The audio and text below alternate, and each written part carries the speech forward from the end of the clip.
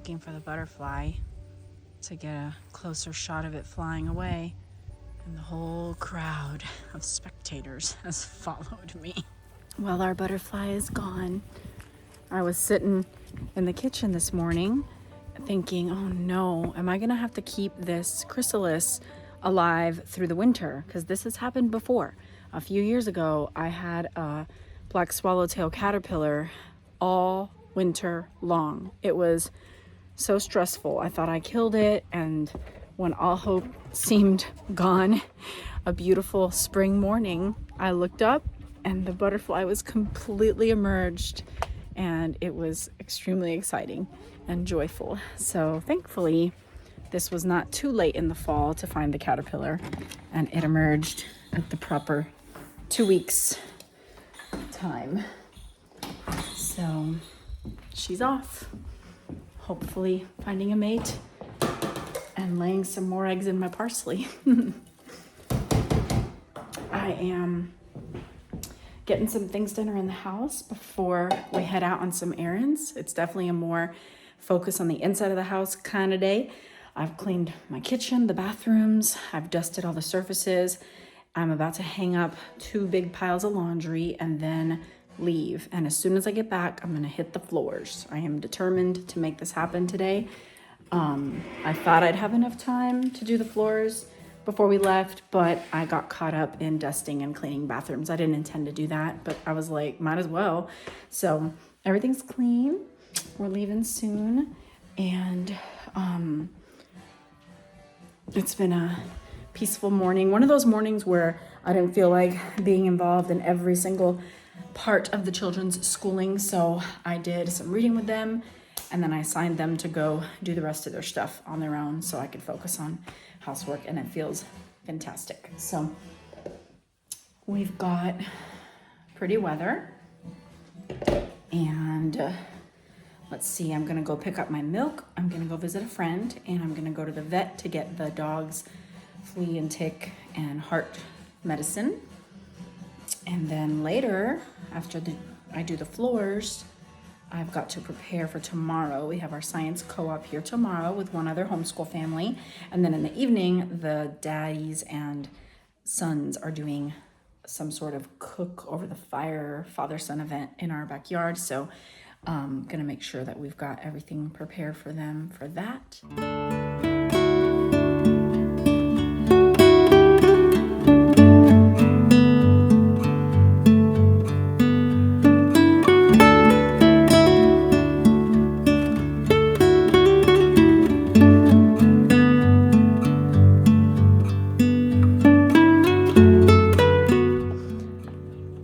I've been receiving many messages asking the same question over and over from different people, and I've been avoiding opening the topic because I really don't want to, but I thought I could at least give a brief answer.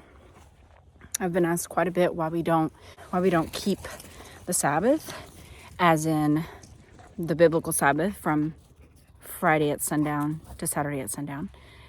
And, I've been called pagan Sunday worshiper by one person on several videos. And I've had genuine questions asking. So I'm talking to the genuine people. In a nutshell, I would say that I believe Paul was the apostle to the Gentiles. And I think he would have told the Gentiles every single little thing they had to know about what it meant to follow Jesus. And he did in the New Testament. And following the Sabbath, or keeping the Sabbath as they did in the Old Covenant, was not mentioned. I believe in Hebrews, it paints a picture of Jesus being a better than the angels, a better sacrifice, a better high priest, a better ministry, a better covenant, the new covenant.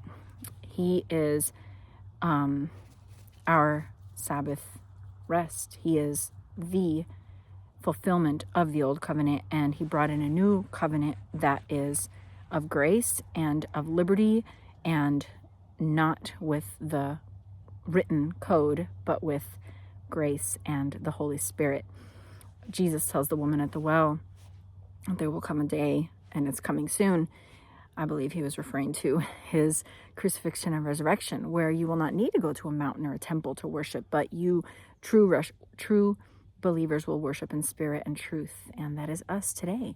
We can worship anywhere, any day, all the time. We do not need to set aside a specific day or a specific place to worship. We can worship at any moment. And we are temples of the Holy Spirit. He has come to dwell within us. And so we are in communion with the Lord at all times.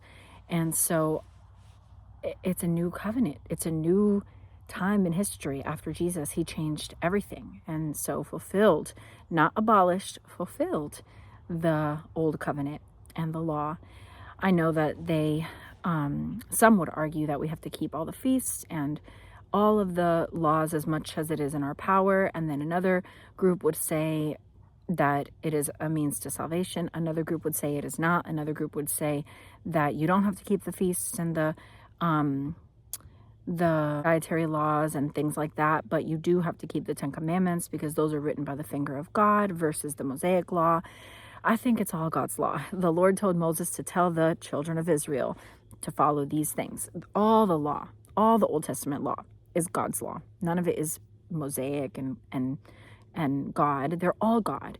And yes, the 10 Commandments are very unique because they're written by the finger of God on tablets of stone, but they are summed up, Jesus says, Paul says, in these two: love God and love others. The whole law is fulfilled in love God and love others. And so there's just a shift after Jesus, a major one. And that's the fundamental reason why I don't keep the Sabbath. I believe Jesus is the Lord of the Sabbath. He is my Sabbath rest. I rest in him.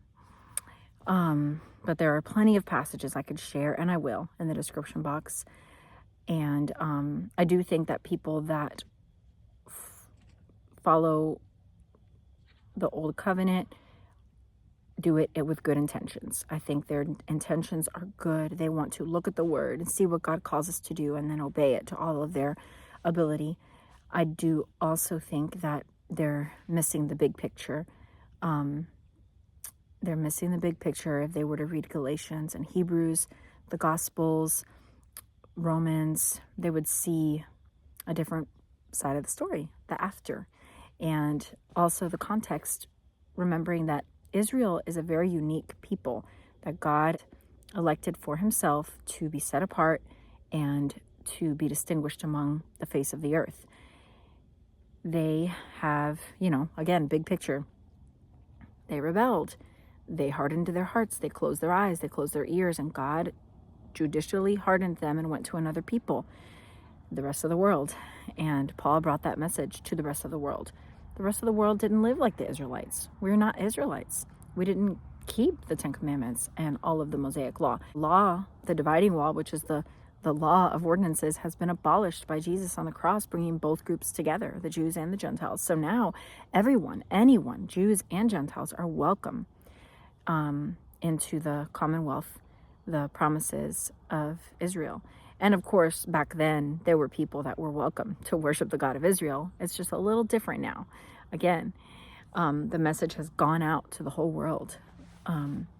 So things are different after Jesus, and he fulfilled the law, and the 10 Commandments are old covenant, and the whole law is fulfilled in love, loving God and loving others. And Jesus is my Sabbath rest, and I can worship any day, any time. Doesn't matter the hour. I am a living sacrifice to the Lord, a temple of the Holy Spirit. He dwells within me, and I am in communion with him at all times. And it is such a liberating and freeing reality to be free from all the things we feel like we need to do to feel holy and closer to God. But everyone's on a journey seeking truth, and I hope and pray that you would, if in your own conscience, we're all to stand before the Lord one day, as Romans 14 tells us. If you do choose to keep the Sabbath, I will not judge you, but you can't judge me either. According to Romans 14, you must stand before the Lord, and I will stand before the Lord, and we will do what we feel in our own conscience that the Lord, our God, is calling us to do.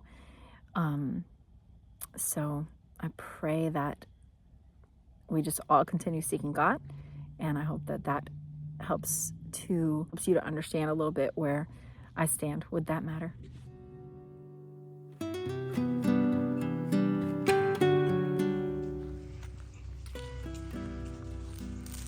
I came to see the final results with the lights that we put up yesterday. It looks so wonderful out here.